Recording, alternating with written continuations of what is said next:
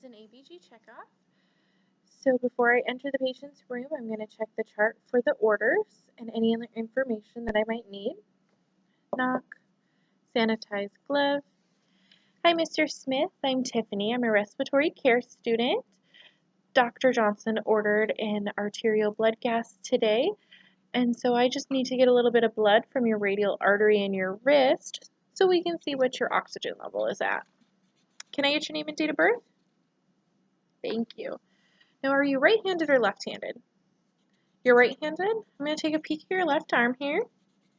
Just going to hold pressure to your ulnar and your radial artery at the same time. If you could make a fist for me, open and close it a few times. When I release the ulnar artery, the palm of the hand should flush in about 3 to 5 seconds. If not, I would repeat the Allen's test on the opposite arm. All right. You can also prop the wrist with a towel.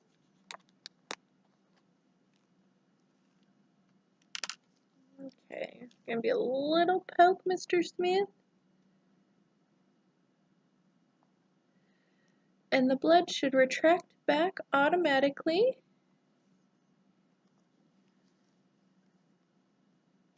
Can I have you hold pressure to that?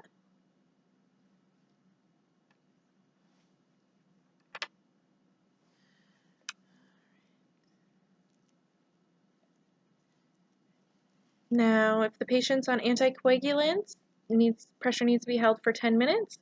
No anticoagulants, about 5 minutes. All right, Mr. Smith, I'm going to have you keep that Band-Aid on for at least 4 hours so we don't get any sort of risk for infection in there. If there's any air bubbles in the syringe itself, just tap, tap, tap, and push it up so we get the air bubbles out. I'm going to fill out my patient label. My patient label is going to have the patient's name, date of birth, their FiO2, their temperature, the site that the sample was drawn from, as well as my initials, time and date.